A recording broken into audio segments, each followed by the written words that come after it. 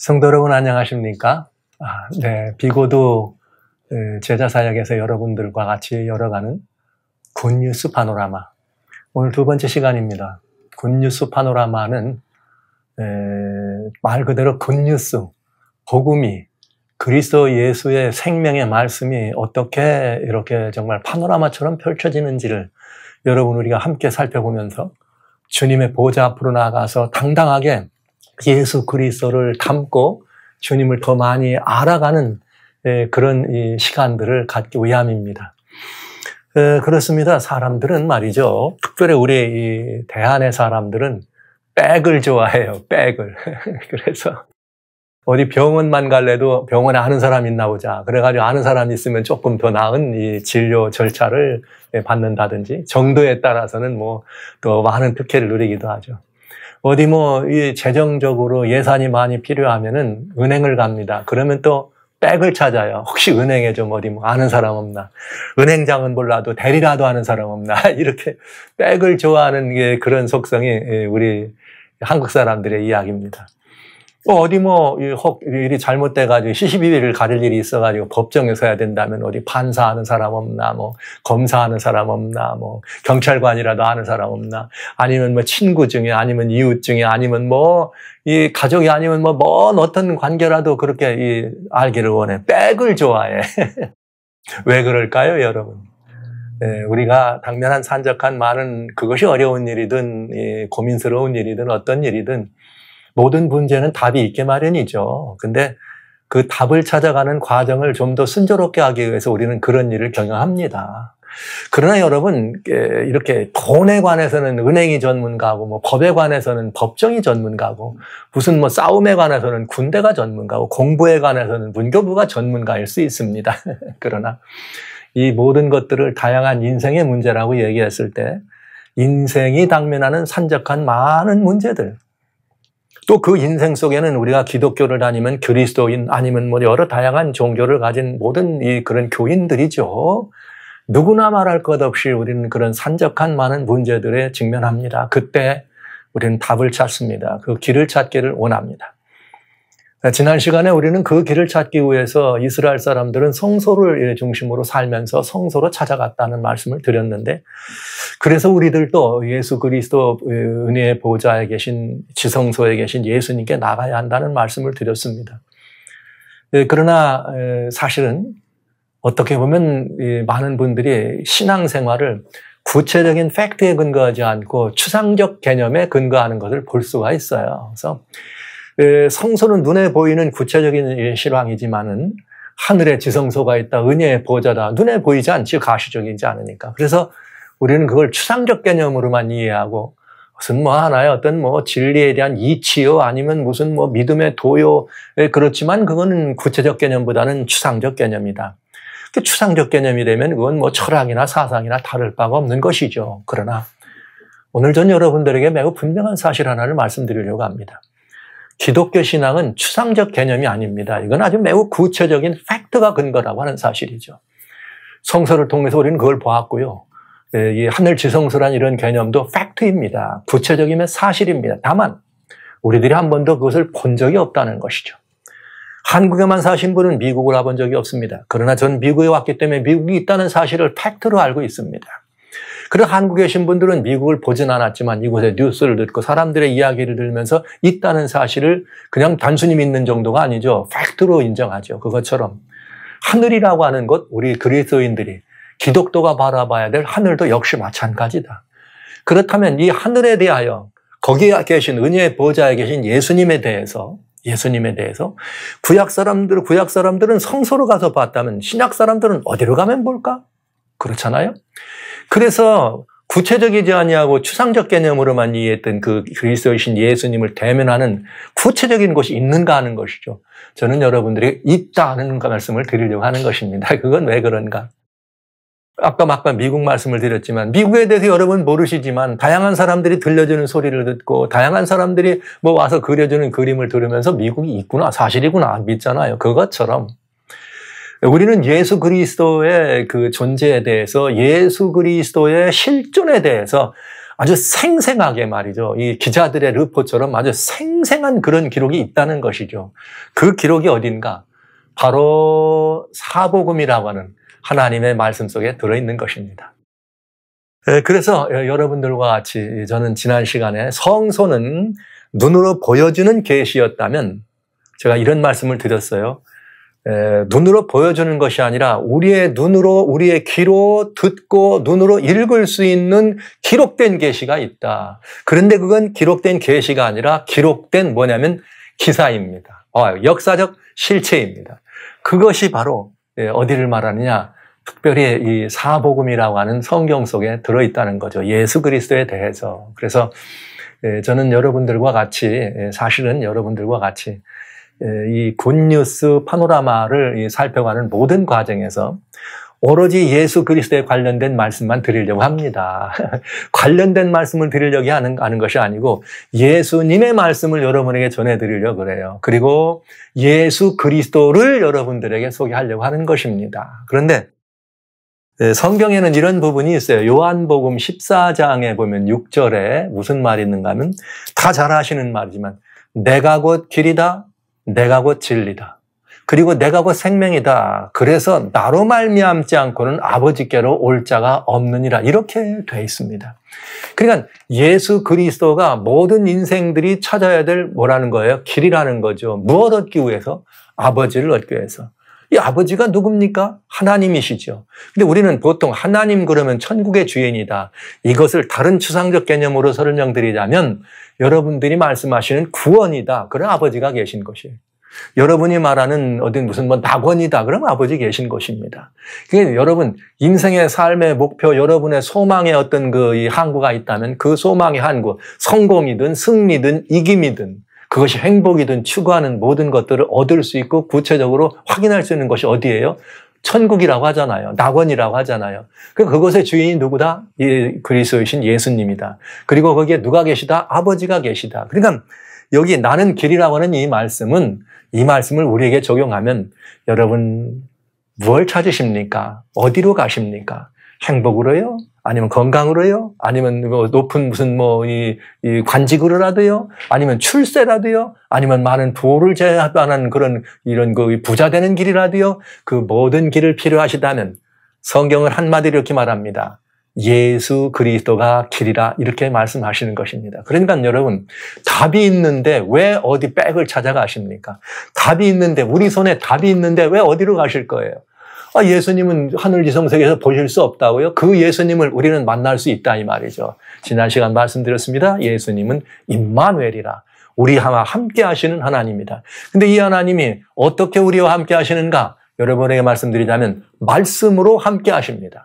그 말씀으로 함께 하시는 것 가운데 그리스도이신 예수님을 적나라하게 보여준 것이 어디냐? 사복음서다. 그래서 우리는 길 되시는 예수님을 찾으려면 복음서로 돌아가야 합니다. 유대 사람들은 계시된 눈에 보이는 계시인 성서로 갔다면 그리스도인들은 이제 예수 그리스도를 찾아서 지성소로 올라가시기 때 거기서 만나는 예수님을 대면하기 위해서 우리는 예수님이 실제로 이 땅에 계셨던 그 팩트, 생생한 현장, 삶의 현장이었던 십자가의 현장으로 우리는 들어갈 수 있다는 것이죠.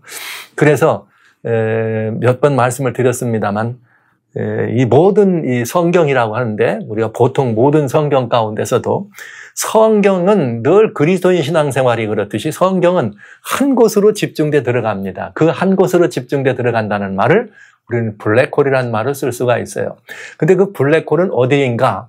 여기 예수님은 요한복음 5장 39절에 성경엔 블랙홀이 있다는 말을 아시죠? 너희가 성경에서 영생을 얻는 줄 알고 성경을 상고하거니와 이렇게 돼 있어요. 그러니까 아까 길이요 진리요 생명이라고 했잖아요. 그런 그 생명으로 얻을까 하고 성경을 읽는다. 그러면 길을 찾으려면 뭘 얻어야 읽어라? 성경을 읽어라. 진리를 알려면 성경을 읽어라. 이 말하고 똑같은 말이에요. 그런데 이 성경은 내게 대하여, 즉 예수님에 대하여 증거하는 것이라 이렇게 말씀하시네요. 그러니까 예수 그리스도는 무엇인가? 그리스도인이 또 성경에 있는 모든 진리의 말씀이 생명과 의의 모든 원칙과 도가 집중되는 블랙홀이다. 예수님은 블랙홀이 된다. 이 모든 기독신앙의 블랙홀이다. 이렇게 말씀드릴 수가 있겠습니다. 그런가 하면 예수님의 그런 그 삶과 예수님의 존재, 예수님의 존재, 예수님의 생애, 예수님의 삶 모든 것들은 다 어디로 또 집중되느냐? 그것은 성경의 블랙홀이 예수님이라면 예수님의 그 모든 존재와 그 삶의 블랙홀은 어디로 가는가 하면 십자가에 있습니다. 기자가 이렇게 십자가라고 말하면 예수님이 돌아가실 때 매달려 주신 십자가만을 사람들은 생각하시는데 그렇지 않아요. 십자가의 원리는 돌아가실 때 거기에서만 이렇게 이루어지는 것이 아니고 예수님의 이 땅에 오셔서 생애하신 탄생부터 예수님이 돌아가시고 이렇게 사시다가 돌아가시고 부활하시고 승천하신 이 모든 생애를 한 말로 요약하면 십자가의 생애다 이렇게 말씀드릴 수가 있어요. 왜 그럴까요? 실증이 있죠. 왜? 어디에? 마태복음 하나님 말씀 16장에 보면 이런 말씀이 있습니다. 마태복음 16장에 보면은 주님께서 우리들의 하여금 자기를 따라오는 사람들에 대해서 제자들에게 16장 24절에 이런 말씀을 했어요. 예수께서 제자들에게 이르시되 아무라도 나를 쫓아오려거든 자기 십자가를 지고 나를 쫓을지라 이렇게 말했습니다. 그러니까 이 십자가라고 하는 의미는 이렇게 그 제자들의 그 모든 삶에 이렇게 이 표적을 그린다면 실루엣을 그린다면 십자가의 삶이 돼야 된다는 것이죠.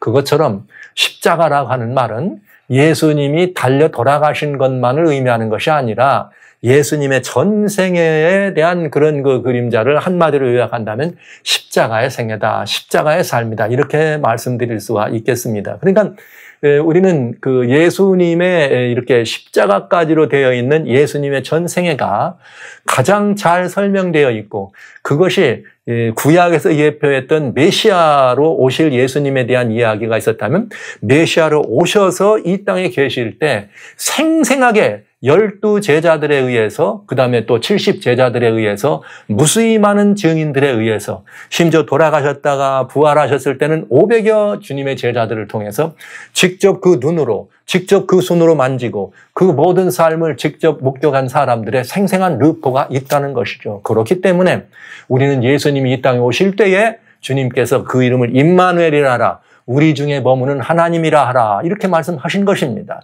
그래서 우리는 예수께 나간다는 말은 바로 우리 중에 함께 하셨던 그 예수님께 나가는 것입니다. 그것은 곧 하나님께 나가는 것이요. 그것은 곧 하나님을 대면하는 일이 되겠습니다. 예수님이 하나님이시니까. 그렇다면 우리는 그분의 그 삶과 생애에 대해서 가장 잘 생생하게 기록된 어디로 돌아가야 돼요? 복음서인 사복음서를 돌아볼 수가 있다는 것이죠. 제가 여기 한 기자 예수님의 생애에 대한 생생한 르포, 그야말로 예수님의 가슴에 안겨서 살았던 한 사람의 그 르포를 한번 여러분들에게 읽어드리려고 합니다. 이 르포는 이렇습니다. 이 전달되는 기사는 생생한 현장 상황. 태초부터 있는 생명의 말씀에 관하여는 와우. 태초부터 있는 생명의 말씀에 관하여는 말씀은 곧 누구시라? 하나님이시라. 그러니까 하나님이 되겠네요. 우리가 들은 바요. 말씀은 늘 들 수 있는 거죠. 그런데 그는 말하기를 우리는 들은 바요, 눈으로 본 바요. 그러니까 그 말씀을 이들은 어떻게 했다는 거예요?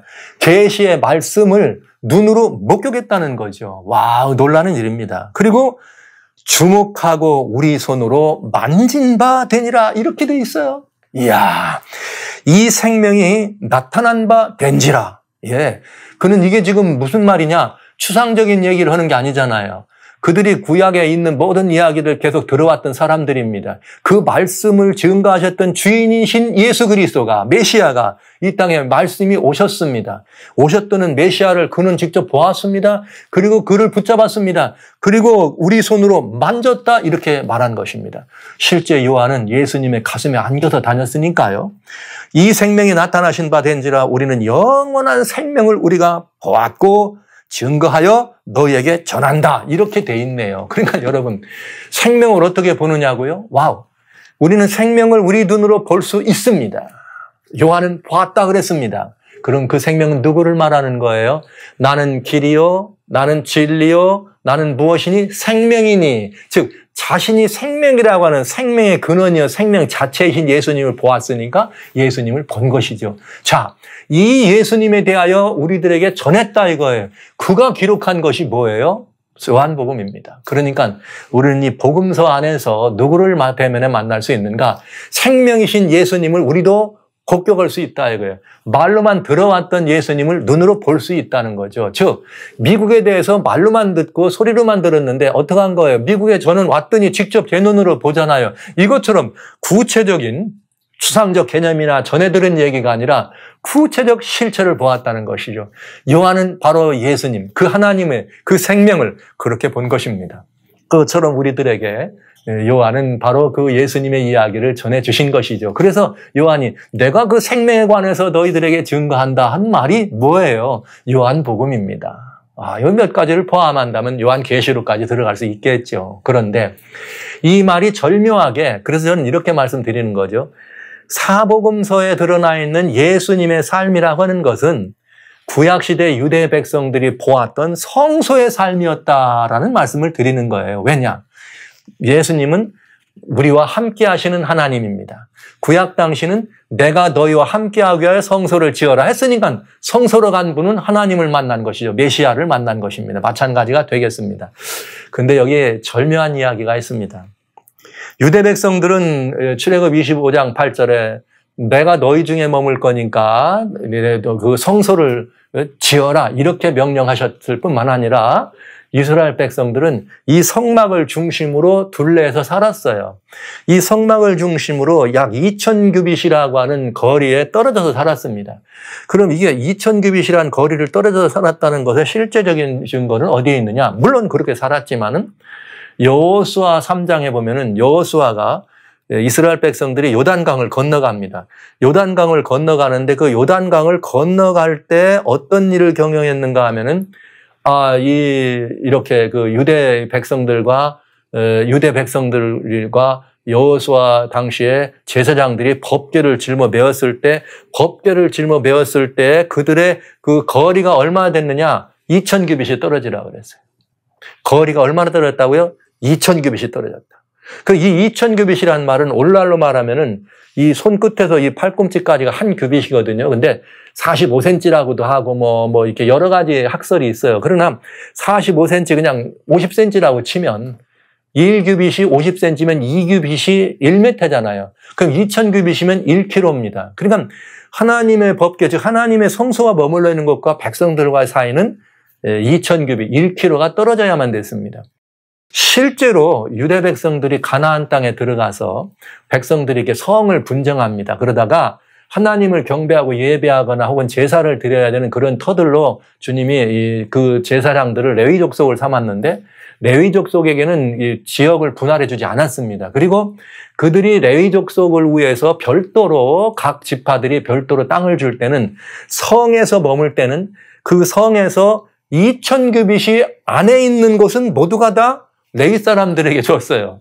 그러니까 여기는 하나님의 거룩한 특별히 도피성, 하나님께서 요단강을 중심으로 좌우에 3개씩 나서 6개 도피성이 있었는데 이 도피성 같은 경우는 2000규빗을 떨어져야지만 이 안에 하나님의 예배를 위한 단이 있었으니까 그렇게 될 수 있겠죠. 2000규빗이라는 말은 1km는 레위 자손들이다. 그러니까 일반인들은 거기 들어가지 않았습니다. 그래서 하나님의 성막을 지어라 그래서 성막을 지은 다음에도 이 성막을 동서남북으로 그들은 어떻게 머물러 살았느냐? 2000규빗이 떨어져서 살았단 말이에요. 그러나 성막을 중심으로 살았죠. 그런데 그냥 2000규빗을 떨어져 살았지만 그냥 사는 게 아닙니다. 이 서로 가는데도 이 성막을 기준으로 사는데도 동편에는 유대 백성들이 보았을 때 그들의 유대 백성들의 동쪽에는 유다 지파와 세 지파가, 서편에는 에브라임 지파와 세 지파가, 그다음에 남편에는 르우벤 지파와 세 지파가, 북편에는 단 지파와 세 지파가. 이 이야기를 어디에 있느냐? 민수기 10장에 보면 행진할 때 이들이 따로따로 있는 걸 알 수가 있어요. 그런데 절묘하게도 유다 지파는 사자 깃발이고 에브라임 지파는 송아지 깃발이며 소깃발, 단 지파는 독수리 깃발이라면 르우벤 지파는 사람 얼굴이 깃발입니다. 여러분 이상하지 않습니까? 군호를 짰는데 사자와 송아지와 사람과 독수리를 이렇게 형상으로 한 것입니다. 그런데요, 이게 참 놀라운 일입니다. 그렇게 해서 이스라엘 백성들이 그 진을 치고 살았는데 실제 하나님의 이 보좌는 어떻게 생겼느냐? 에스겔 1장 10절과 에스겔 10장 14절에 보좌를 박은 구약이죠. 그 보좌를 보는데 에스겔 선지자가 보좌를 봤더니 보좌를 둘러서 네 생물이 있어요. 근데 이 네 생물이 모습이 어떤가 그러면 앞에는 사람의 모습이요. 앞에는 사람의 모습이요. 그 다음에 이 좌우에는 사자의 모습과 송아지의 모습이 있고 뒤에는 독수리의 형상이 있네요. 놀랍잖아요. 이스라엘 사람들이 성소를 중심으로 살 때도 그 지파에 이렇게 서열들이 정해질 때에 지파가 모양돼 있을 때 그 지파의 깃발이 그런 것처럼 하나님의 보좌도 그렇게 됐다 이 말이에요. 즉 하나님의 보좌에서 하나님의 속성을 드러내는데 사자의 속성으로, 송아지의 속성으로, 독수리의 속성으로, 사람의 속성으로 드러내셨다 이 말이죠. 그러면 에스겔 구약에 대한 이야기니까 에스겔만 봤느냐? 아니에요. 신약 성경에는 어디에 나오느냐? 요한계시록에 보면 아주 신약 중에 신약 아닙니까? 가장 마지막에 요한계시록 4장에 보면은 어떻게 되어 있느냐? 여기 이렇게 되어 있어요. 요한계시록 4장 7절에 보좌를 둘러싸는데 보좌 주위에 네 생물이 있습니다. 그런데 7절에 네 생물은 첫째 생물은 사자 같고 둘째 생물은 송아지 같고 셋째 생물은 사람의 얼굴이 사람 같고 넷째 생물은 독수리 같더라. 똑같은 이야기죠. 즉 하나님의 보좌가 그런 모습이었다 하는 것입니다. 이 말은 하나님의 속성을 우리들에게 보여주는 것이잖아요. 하나님이 당신을 우리들에게 계시하실 때에 어떤 신성의 속성으로 우리에게 계시하셨느냐? 사자의 속성으로, 독수리의 속성으로, 송아지의 속성으로, 인성의 속성으로 이렇게 보였단 말이죠. 그러면 이건 뭘 의미하는가? 여러분 성경에는 사자지파, 사자를 의미할 때는 유다지파, 다윗의 자손, 누구로 오신? 메시아, 예수님, 왕으로 오신 예수님으로 의미해요. 그러니까 사자는 뭘 의미하느냐면 왕을 의미한 거예요. 백수의 왕을 의미했던 사자는 실제 신성의 이 속성을 설명할 때도 뭘 의미했는가? 우리 하나님은 왕의 속성, 통치하고 다스리고 심판하고 베풀어주는 왕의 속성으로 이 보좌에 이 사자가 모습이 형상이 있는 것이다. 그 다음에 송아지의 속성은 뭐예요? 송아지는 늘 섬기고 또 뭐 하는 거예요? 인내하고 참는 소의 속성 아닙니까? 늘 그래서 사람들에게 손내하는 이 속성을 그런 모습을 우리들에게 보여주죠. 그런가 하면 독수리는 뭘 의미하는가? 독수리는 예지, 높은 곳을 날아다니고 빨리 신속하게 움직이면서 예지에 이런 능력이 있는 전지하신 하나님, 모든 것들을 살피고 하시는 하나님의 신적 속성을 얘기할 때 독수리의 그런 이 신적, 이렇게 전능하시고 전지하신 하나님의 속성을 설명하는 것을 알 수가 있어요. 그런가 하면 사람의 모습은 뭐죠? 인격적 속성이죠. 인생과 교통하시는 그 하나님, 인성에 교통하시는 인격적 속성을 가지신 하나님을 우리에게 보여준 거라고요. 그렇다면 이 네 생물로 나타나신 그 하나님은 뭐 하신 하나님이냐? 관계하시는 하나님이다. 모든 피조물을 위하여 관계하시는. 그런데 그 하나님은 어떤 하나님이다? 사자의 모습으로 왕과 같은 모습으로 통치하고 치리하고 호령하는 절대 주권자의 모습만이 아니라 절대 주권자는 주권자인데 주권자이면서 그는 섬기고 인내하는 종의 이런 이 속성을 가진 송아지, 종과 같은 모습으로 와서 끝까지 섬기는 그런 하나님. 여기 이 하나님의 속성이 말이죠. 절대 주권자이면서 절대 주권자인데 말이죠. 이렇게 섬기고 이런 종의 속성이 있다 그러면 이게 이해가 되십니까? 인간적으로는 이해가 안 되잖아요. 그러나 누구는 가능한 거예요? 전능하신 하나님은 가능하신 거예요. 왕이면서 그는 섬기는 신하도 될 수 있는 이 하나님의 속성, 섬김을 하나님의 이런 그 놀라운 이 인내와 섬김을 보여줍니다. 오래 참으시는 하나님. 그다음 하나님은 뭐 하시는 분? 오래 참으신 하나님. 노하기를 더디하고 자비롭고 은혜로우신 하나님을 설명할 때 우리는 송아지의 속성으로 나타나신 하나님을 볼 수가 있습니다. 그런가 하면 우리 하나님은 어떤 하나님이냐? 독수리의 속성. 이것은 말씀드린 것처럼 전지전능하시고 말이죠. 무소 부재 어디나 살피시는 그러면서 그냥 영원 불면하신 하나님의 그 속성 이렇게 이 장면이 있는 것을 우리는 보여준다는 얘기죠. 그건 신성을 의미하는 거예요. 하나님의 신성. 인격적 속성을 가지고 인생과 교통하시는 이런 하나님. 이것이 하나님의 속성이라고 말할 때, 이것이 하나님의 속성이라고 말할 때, 그 바로 성막을 중심으로 이스라엘 사람들이 그렇게 머물러 살았던 그것처럼 하나님의 보좌의 모습을 그대로 우리들에게 보여주는 것을 알 수가 있어요. 그러면 하나님을, 우리가 하나님과 관계한다고 할 때 하나님을 대면한다 그러면 우리는 어떤 하나님을 대면하는가? 이거 따져볼 수 있어요. 어떤 이들에게 하나님은 사자와 같은 왕으로 오신 하나님, 어떤 이에게는 관계하는가 이제는 우리는 예수님에 관한 얘기를 했어요. 종으로 오신 하나님, 즉 예수님이시죠. 이 섬기고 끊없이 섬기는 예수님. 그런가 하면 하나님은 뭐예요? 말씀이 되셔서 천지를 창조하시고 말이에요. 전지전능할 모든 것을 아시고 미리 말씀하시고 예언하시는 그런 하나님의 그런 속성. 그런가 하면 하나님은 또 누구 형상으로 인자화 되셔서 사람의 이 모습으로 오셔서 우리들과 함께 교통하시는 그런 하나님. 그 하나님을 우리는 뭐라고 한다고요? 임마누엘이다. 이렇게 표현한 것입니다. 임마누엘이다. 하나님이 우리와 함께 하신다. 근데 이 임마누엘로 오신 그 하나님에 대해서 임마누엘이 하신 참 절묘합니다. 그럼 예수님이 이 땅으로 오셨으면 예수님의 그 삶에 대해서도 이 네 가지 속성이 드러나야 안 됩니까? 예수님의 그런 속성 가운데 네 가지 속성이 드러나야 되잖아요.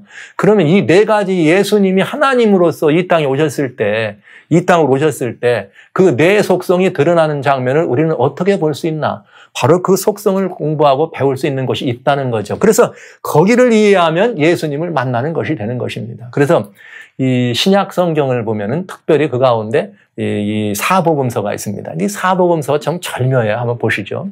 맨 처음에 복음서의 첫 복음서는 마태복음입니다. 이 마태복음 1장 1절에 뭐가 나오냐? 아브라함과 다윗의 자손 예수의 세계다. 이렇게 되어 있거든요.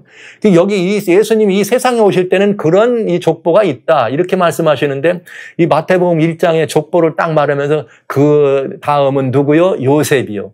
요셉은 마리아에게서 메시아라 하는 예수를 낳았다. 이렇게 돼 있네. 와우. 그냥 이 인생의 세계였지만은 뭘 보여준 거예요? 메시아이신 분. 그다음 여러분 아브라함과 다윗의 자손이란 말은 왕 중 왕이신 왕의 계보를 우리들에게 설명해 준 거예요. 그래서 마태복음 2장 1절과 2절에는 동방에서 박사들이 찾아와 가지고 유대인의 왕으로 오시니가 어디 계시냐 이랬습니다. 뭘 보고 그랬을까요? 모세와 야곱의 이렇게 이 12지파를 향한 이렇게 이 축복의 이 말씀이 있어요. 거기 보면 야곱은 특별히 유다에 대해서 말할 때 실로에가 오시기까지, 실로 예수님을 말하는 거예요. 7이자의 홀이 너를 떠나지 않는다. 이 왕을 말하는 거예요. 홀이니까. 그러니까 이건 뭘 말하느냐? 유다의 자손으로 올 메시아 예수님. 그는 다윗의 자시에 있는 왕이다. 그래서 성경에 보면 다윗의 의 보좌에 앉은 왕. 마태복음 바로 왕으로 오신 예수님을 우리들에게 보여주는 말씀이었습니다. 그런가 하면 여러분 다음에 마가복음은 무슨 성경인가? 마가복음 10장 45절 유명해요. 이게 뭐냐? 인자에 온 것은 많은 사람들을 이게 섬김을 받으려 온 것이 아니라 많은 사람을 섬기려 하고 오히려 많은 사람들을 위하여 자기 목숨을 대속물로 추려 합니다. 여러분. 그러니까 여러분 마가복음은 뭘 위해서 기록됐느냐? 마치 송아지가 섬기고 인내하는 것처럼 우리를 위하여 섬기는 그런 모습의 예수님을 묘사한 것이죠. 종으로 오신 예수님이라 이 말이에요. 그래서 이 왕이었지만 종이 되셔서 우리 중에 오셔서 정말 끝까지 섬기는데 이 성경 가운데는 이 사복음서에는 예수님의 행적에 대한 기록이 다 들어있는데 그 가운데 가장 많이 예수님의 행적을 기록한 글이 마가복음이에요. 이 마가복음이 가장 짧아요. 16장까지밖에 없으니까. 그런데도 예수님의 그 다양한 행적들에 대해서는 가장 많이 기록되어 있다. 종으로 오신 예수님, 섬기러 오신 예수님, 심지어 어디까지? 죽기까지 우리를 섬기러 오신 예수님에 관한 이야기가 들어있습니다. 그런데 누가복음 볼까요? 다른 세 복음서, 마태복음이나 마가복음이나 요한복음은 유대 사람들입니다. 그러니까 이 예수님이나 메시아에 관한 이해가 더 넓은 사람이죠. 그런데 이 누가복음을 기록한 누가는 시리아 안디옥 사람이에요. 그러니까 말하자면 그때 당시로 말하면 이방 사람입니다. 그런데 이방 사람이었던 누가는 예수님에 대하여 기록할 때 이런 표현이죠. 인자로 오신 예수님. 야, 이방인에게도 복음의 주인이신 예수님, 인자로 오신 예수님. 그래서 누가복음 19장 10절에 보면은 무슨 말이 있는가 하면 인자가 온 것은 이렇게 돼 있어요. 인자가 온 것은 설명하는데 아름다운 말씀입니다. 모두가 다 똑같은 말씀들을 다 많이 하셨지만 우리는 특별한 기절들을 이렇게 찾아볼 수가 있죠. 거기서 이렇게 돼 있네요. 누가복음 19장 10절에 이렇게 돼 있어요. 인자에 온 것은 잃어버린 자를 찾아 구원하려 함이라. 잃어버린 자를 찾아 구원하려 함이라. 이러면서 사실 이 말씀을 언제다 얘기했는가 하면 삭개오, 세리였습니다. 그러니까 세리 누구예요? 버려진 사람이에요. 사람들로부터 존경받지 못하고 조롱받고 비난의 대상이었던 세리 삭개오입니다. 그런데 그 세리 삭개오가 이렇게 뽕나무 위에서 예수님 오시는 걸 보고 기다리고 있을 때 예수님이 그 많은 사람이 다 따르는데 저 삭개오 저 말이야. 아유 키도 작고 말이지. 이 세리 아니야. 저 나쁜 사람이야. 이런 하고 있는 그 삭개오야 데려오너라. 그럼 내가 오늘 너희 집에 구해야 되겠다 하면서 사람들에게는 버려졌고 지탄의 대상이 됐던 세리 삭개오에게 뭐라고 하느냐? 오늘 구원이 이 집에 이르렀으니 이 사람도 아브라함의 자손이다. 이렇게 얘기하셨네요. 와우. 그래서 예수님은 잃어버린 자를 뭐하러 찾으러 오셨다. 그러니까 누구도 거기 해당되는 거예요. 이방 사람도. 와우. 세상의 모든 인류는 하나님의 자손 아닌 사람이 없습니다. 예수님이 이 땅에 오실 때 마태복음 1장 21절에 아들을 낳으린 이름을 예수라 하라. 이는 자기 백성을, 그러면 자기 백성 했으니까 예수님이 뭐예요? 왕이란 뜻이잖아요. 그런데 저희 죄에서, 그러면 자기 백성을 저희 죄에서 구원할 구원의 왕이라, 구속의 왕이란 말이잖아요. 그러면 여러분 보세요. 예수님이 자기 백성들을 어디서 구한다 그랬어요? 저희 죄에서 구한다 그랬어요. 그러니까 죄인도 누구예요? 예수님 백성이. 이 말은 하나님은 한 번도 인류를 버려본 적이 없어요. 떠나신 적이 없어요.